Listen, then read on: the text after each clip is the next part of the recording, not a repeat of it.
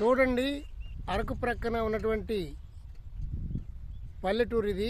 కించుమండ అనేటువంటి గ్రామం. చూడండి ఎంత అందంగా ఉన్నదో. చుట్టుప్రక్కల ఎటు చూసినా కొండలతో ఆహ్లాదకరంగా ఉంది. చాలా అద్భుతంగా ఉంది కదా.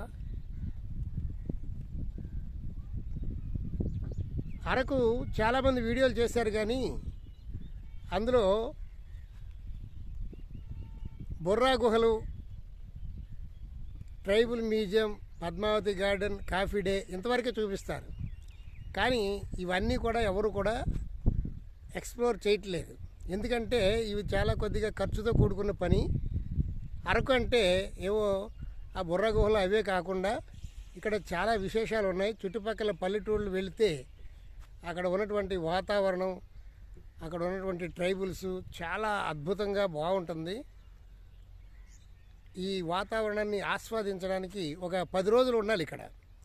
10 రోజులు ఉండాలంటే చాలా ఖర్చు అవుతుంది. నేను ఎవరు చూపించినటువంటి వీడియోలు చూపించాలి, ఈ పరిసర ప్రాంతాలు చూపించాలి అనేటువంటి ఉద్దేశంతో నేను ఇక్కడ 10 రోజులు ఉంటున్నాను. డబ్బులు చాలా ఖర్చు అవుతున్నాయి. మీరు ఈ వీడియోని లైక్ చేసి షేర్ చేయండి, సబ్స్క్రైబ్ చేయండి. ఇంకా మంచి మంచి వీడియోలు మీకు అందిస్తాను. అరకు గురించి పూర్తి సమాచారం మీరు తెలుసుకుందరు. కానీ చూడండి, ఈ కొండలు ఎంత బాగున్నాయో. చాలా అద్భుతమైనటువంటి సీనరీ. ఈ కొండల మధ్యన ఈ మొత్తం కూడా ఈ అరకు ఏరియా, ఈ ఫారెస్ట్ ఏరియా అంతా 100 కిలోమీటర్లు సరౌండింగ్ అంతా కూడా ఇలాగే ఉంటుంది. సుమారు 4000 మీటర్లు ఎత్తులో ఇది ఉంటుంది సముద్ర మట్టానికి. ఈ ఏరియా అంతా 4000 మీటర్ల ఎత్తులో ఉండటం వల్ల ఇక్కడ చల్లదనంగా ఉంటుంది. దీనిని ఆంధ్ర ఊటీ అంటారు. చాలామందికి ఈ అరకు గురించి చాలా విషయాలు తెలియదు. ఈ పక్కనే లంబసింగ్ అనేటువంటి ఊరుంది, పాడేరుకి దగ్గరలో ఉంది. ఆ లంబసింగ్లో -1 డిగ్రీ కూడా నమోదవుతూ ఉంటుంది వేసవికాలంలో. అది గొప్ప విశేషం. ఇది వాస్తవానికి వేసవికాలమే కానీ వేసవికాలంలా లేదు. ఇక్కడ ఏదో సంక్రాంతి పండుగలా ఉంది. ఇప్పుడు టైము 10:30 అయింది. అయినా సరే నేను మంచి ఎండలో నుంచుని తీస్తున్నాను, కానీ నాకేమాత్రం ఎండ అనిపించట్లేదు, చల్లగా ఉంది. చూడండి ఎంత అందమైనటువంటి కొండలో. ఈ అరకు వస్తే సుమారు ఒక వారం రోజులు 10 రోజులు ఉంటేనే దీని యొక్క ఆనందాన్ని మనం అనుభవించగలుగుతాం. 1 రోజు ఉండి 2 రోజులు ఉండి వెళ్ళిపోయేటువంటి వాళ్ళకి పెద్దగా ఏమీ తెలియదు. యూట్యూబ్లో ఎవరూ కూడా ఎక్స్ప్లోర్ చేయనటువంటి ప్రదేశాలను నేను మీకు అందించాలి, చూపించాలి అనేటువంటి ఉద్దేశంతో నేను ఇక్కడ 10 రోజులు క్యాంప్ వేస్తున్నాను. దయచేసి ఈ వీడియోని లైక్ చేయండి, షేర్ చేయండి, సబ్స్క్రైబ్ చేసుకోండి.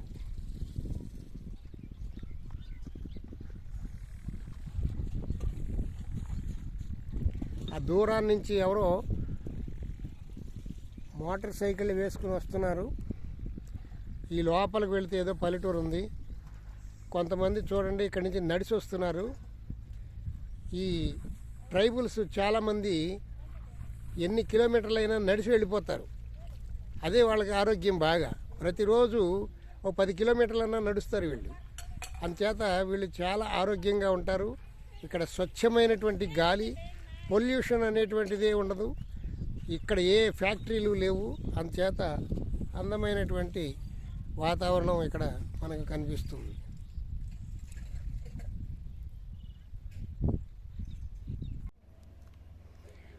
చూడండి, కించుమండ గ్రామంలో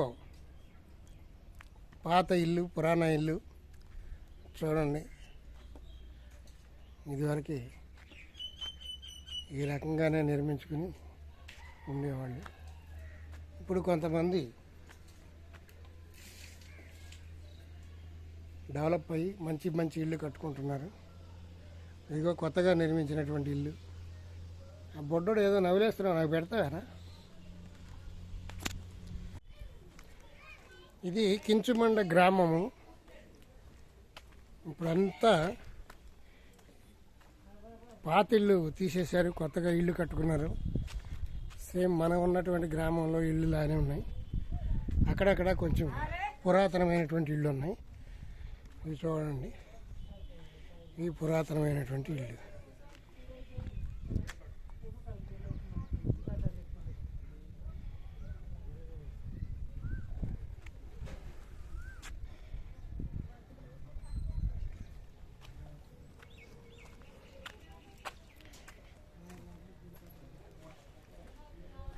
ఇక్కడ కూడా నాగరికత బాగా పెరిగింది.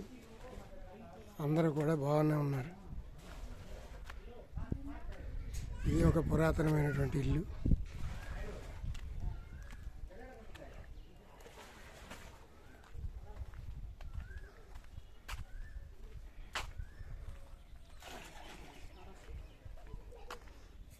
ఇది కూడా పురాతనమైనటువంటి ఇల్లు.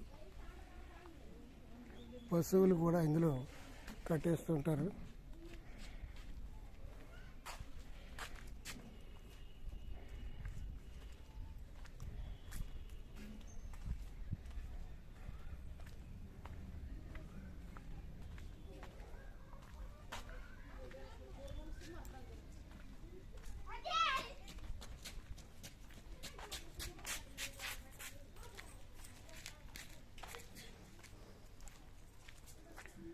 చూడవచ్చు, పాత ఇల్లు.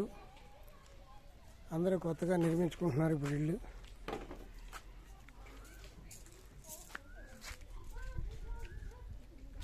అరే బాబు, ఏం చదువుతున్నారు నువ్వు? 3వ క్లాసా? తెలుగా, ఇంగ్లీష్ మీడియమా? కొద్దిగా ఏదైనా ఒక పోయం చెప్పు.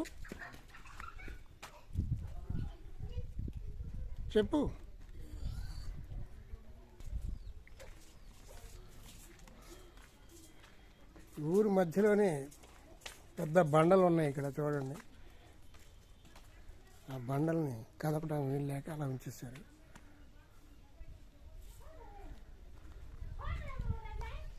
ఇక్కడ వీధులన్నీ ఎత్తు పల్లాలుగా ఉన్నాయి.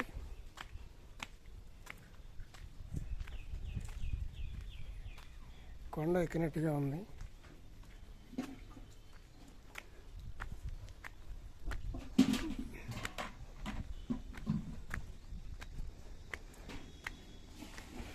కొండ మీద నిర్మించుకున్న ఇల్లు ఇవి. బండలు, పెద్ద పెద్ద బండలు ఇంకా అలా ఉంచేసారు తీయలేక.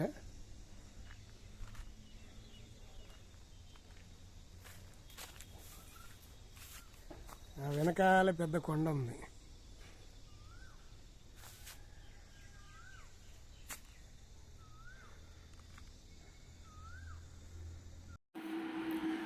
ఆహా, ఈ కొండ చూడండి ఎంత బాగుందో.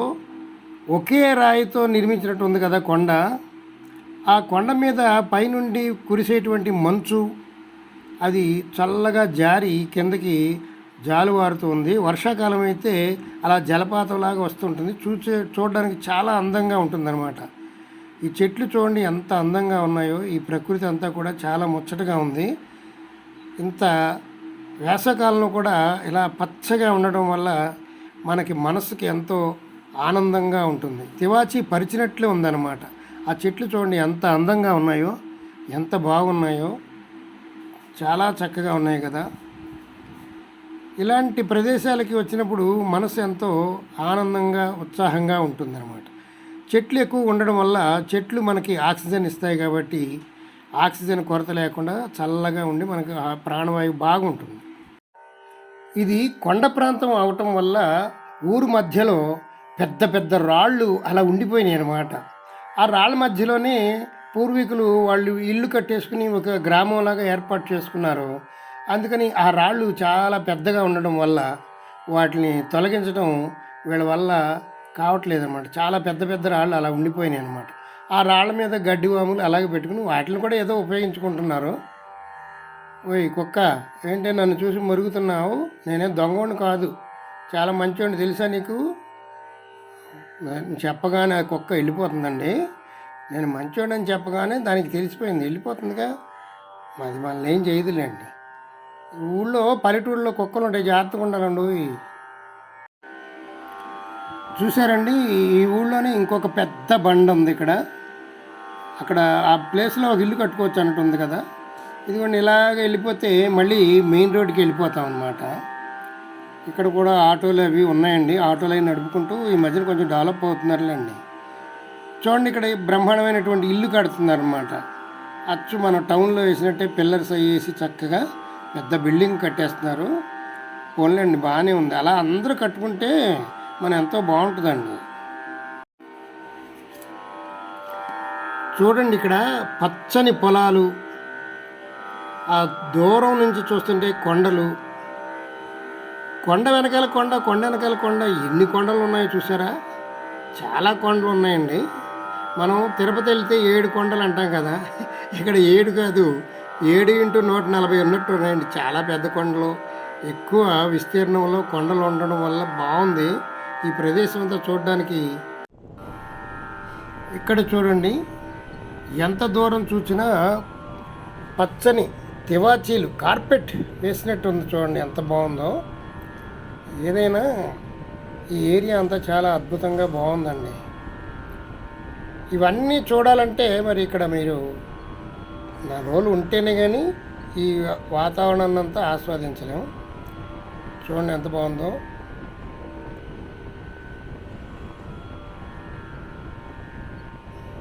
పల్లెటూళ్ళు ఎలా అయినా పల్లెటూళ్ళు చాలా చక్కగా ఉంటాయండి. సిటీలో అంతా గడిబిడిగా ఉంటుంది. మొన్నటిదాకా నేను హైదరాబాద్లో ఉండి వచ్చానండి. చాలా కష్టం అనిపించింది. సిటీలో అంతా హడావిడిగా ఉంటుంది. రోడ్డు మీద నడవాలంటే భయం వేస్తుందండి. కానీ ఇక్కడ అలాంటి భయం ఏమి ఉండదు. చక్కగా విశాలంగా ఉంటాయి రోడ్లు, జనసంచారం తక్కువగా ఉంటుంది. జాగ్రత్తగా వెళ్ళిపోవచ్చు. బాగుంటుందండి. చూడండి బిల్డింగ్ ఎంత బాగుందో. ఇవన్నీ రిసార్ట్స్ కట్టేశారండి. ఇవన్నీ కూడా చాలా అద్భుతంగా కట్టారు.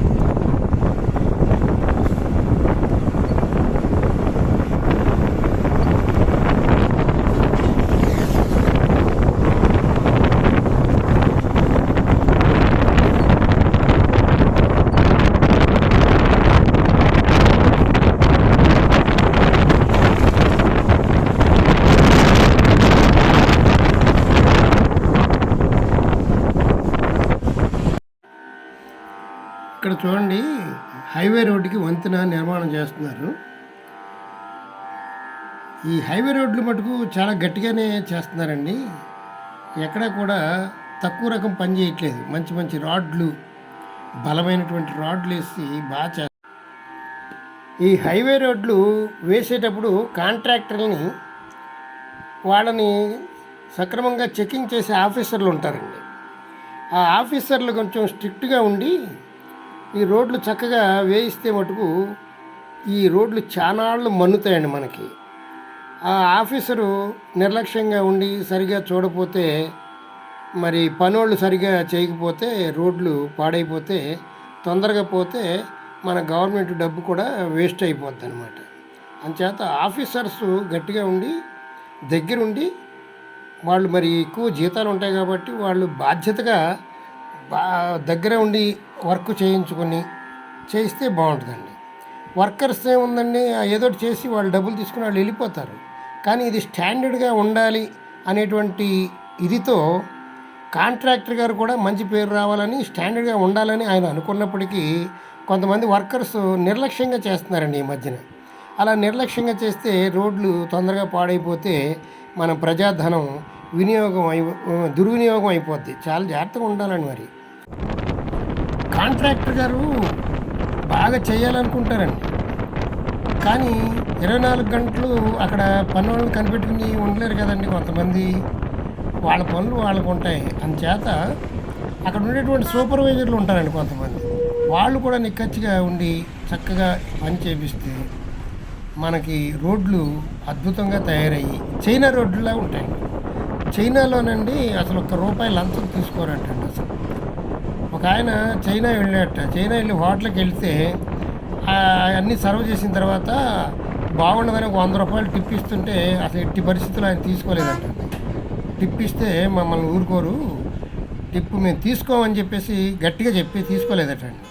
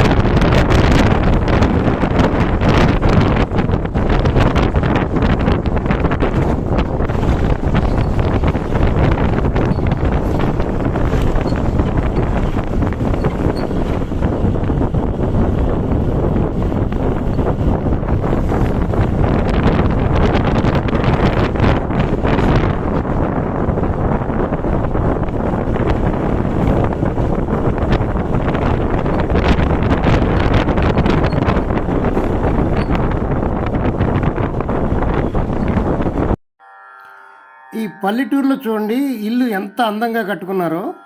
మన సిటీలో కట్టినట్టుగా ఉంది కదా ఇల్లు. ఇప్పుడు పల్లెటూరులో కూడా చాలామంది చదువుకొని చక్కగా మంచి మంచి ఉద్యోగాలు చేస్తూ మంచి వ్యాపారాలు చేస్తూ డబ్బులు బాగా సంపాదించుకొని జాగ్రత్త పడినటువంటి వాళ్ళు, దురలవాట్లు లేనటువంటి వాళ్ళు ఇలా చక్కగా ఇల్లు కట్టుకుంటున్నారు. అలా కొంతమంది దురలవాట్లకి కన్నా బానిస అయిపోతే వచ్చిన డబ్బంతా ఖర్చు పెట్టేసుకుంటే మళ్ళీ ఇలాగ ఇళ్ళు పాత ఇలాగనే ఉంటాయన్నమాట. అందుచేత బాగా డెవలప్ అయిన వాళ్ళని చూసి వీళ్ళు కూడా బాగా నేర్చుకొని చక్కగా వ్యాపారం కానీ చదువు కానీ నేర్చుకొని వీళ్ళందరూ కూడా డెవలప్ అయితే మన దేశం చాలా బాగుంటుంది. అందరూ బాగుంటే, అందరూ కొంచెం ధనికుల్లా ఉంటే బాగుంటుంది. మరీ డబ్బు లేని పేదవాళ్ళలాగా ఉంటే మనకు కొంచెం చూడడానికి కొంచెం బాధగా ఉంటుంది కదా. చైనాలో నుండి అన్నీ కూడా చాలా పర్ఫెక్ట్గా ఉంటాయండి. ఎవ్వరూ లంచం తీసుకోవడం అనేటువంటిది ఉండదట. అక్కడ రోడ్లు కానీ ప్రజా సర్వీసులు కానీ అంతా చాలా చక్కగా ఉన్నాయండి. చైనా బాగా డెవలప్ అయిపోయిందండి ఇప్పుడు. అలా సంపన్నమైన దేశం. అది ప్రతి వాళ్ళు ట్యాక్స్ కట్టడానికి కూడా వెనకాడరంట, ట్యాక్స్ కట్టేస్తారంట. అందుకని గవర్నమెంట్కి బాగా ఆదాయం వచ్చి ఎంత మారుమూల ప్రాంతానికైనా సరే చక్కని సీసీ రోడ్లు బ్రహ్మాండంగా ఏర్పాటు చేస్తూ ఉంటారన్నమాట. చైనా బాగా డెవలప్ అయిపోయి డబ్బు ఎక్కువైపోయి ఏం చేయాలో తెలియక వాళ్ళందరూ ఇతర దేశాలు వచ్చేసి ఇతర దేశాల్లో పెట్టుబడులు పెట్టి ఇక్కడ వ్యాపారం చేస్తుందండి చైనా దేశం. చైనా బాగా డెవలప్ అయిపోయిందండి. ఇప్పుడు అమెరికాని మించిపోవాలని చైనా చూస్తుందంట. కానీ మరి అంత డబ్బు మరి వాళ్ళు ఎలా సంపాదించారో, లంచం తీసుకోకుండా ఉండటం వల్ల అలాగా సంపాదించేశారేమో తెలియదు. కానీ మన దేశం కూడా అలా బాగా ఆర్థికంగా బాగా బలపడిపోతే మనకి ఇంకా తిరుగు లేకుండా చాలా బాగుంటుంది. అది మనం ఆశ. ఇంతకీ ఈ చైనా గురించి ఇన్ని విషయాలు చెప్పాను కదా, మీరు చైనా వెళ్ళారా అని మీరు అడుగుతారేమో. నేను చైనా వెళ్ళలేదండి. కాకపోతే ఏంటంటే యూట్యూబ్లో మనకి చూడటం వల్ల కొన్ని విషయాలు తెలుస్తున్నాయి అన్నమాట. అది విషయం అదండి. ఈ రోడ్డు పక్కన తేనెటీగల పెంపకం పెట్టారండి. తేనె తయారు చేస్తూ ఉంటారు. ఈ తేనెటీగలు ఇక్కడ చెట్లు ఉన్నాయి కదండి, పర్వతాల మీద చెట్లు ఉంటాయి కదా, 2-3 కిలోమీటర్ల దాకా వెళ్ళి అక్కడ ఉన్నటువంటి పువ్వుల్లోని తేనెని తీసుకొచ్చి ఇక్కడ తేనె తయారు చేస్తాయన్నమాట. ఇక్కడ స్వచ్ఛమైన తేనె దొరుకుతుందని చెప్తారు. మరి ఎలా ఉంటుందో మేము ఎప్పుడూ కొనలేదు. చూసి కొనుక్కుంటే బాగానే ఉంటుంది. ఈ అడవుల్లో అనేక రకాల చెట్లు ఉంటాయి. కొంచెం దూరంగా అడవులు ఉన్నాయి కాబట్టి అడవుల్లో అనేక రకాల చెట్లు ఉంటాయి. ఆ చెట్లలో ఉన్నటువంటి ఆ పువ్వుల్లో ఉన్నటువంటి మకరందాన్ని ఈ తేనెలు తీసుకొచ్చి ఈ తేనె తయారు చేయటం వల్ల ఇక్కడ కొన్ని తేనె పరిశ్రమలు చాలా ఎక్కువ ఉన్నాయండి. రోడ్డు పడుగుతా చూస్తే మనం అరకు నుంచి పాడేరు వెళ్ళే లోపల 5-6 తేనెటీగలు పెంపకం మనకి కనబడుతూ ఉంటాయి, 5-6 కంపెనీలు. మరి వాళ్ళు ఏమన్నా మరి గవర్నమెంట్కి డబ్బు కడతారో కట్టరో మనకు తెలీదు. కానీ తేనె మట్టుకు అమ్ముతూ ఉంటారు. చాలాసార్లు చాలామంది కొనడం నేను చూశాను అన్నమాట. తేనె అమ్మటం కొనడం ఇక్కడ ఎక్కువగానే జరుగుతూ ఉంటుంది. ఏదైనా తేనె వాడటం మంచిదే కదండి. తేనె ఆరోగ్యానికి చాలా మంచిది అంటారు. ఈ కొండ చూడండి ఎంత బాగుందో, చాలా బాగుంది కదా, నైస్గా ఉంది. దూరపు కొండలు నున్నగా ఉంటాయి అంటారు కదా, ఇదేనండి. దగ్గరికి వెళ్తే తెలుస్తుందండి రాళ్ళు, ముళ్ళు, కంప. ఈ వీడియో మీకు నచ్చినట్లయితే మా ఛానల్ని సబ్స్క్రైబ్ చేసుకోండి. పురాణ అమృతం అని టైప్ చేస్తే యూట్యూబ్లో వస్తుంది. మా ఛానల్ని లైక్ చేయండి, షేర్ చేయండి, సబ్స్క్రైబ్ చేసుకోండి. సర్వే జన సుఖినో భవంతు. Thank you.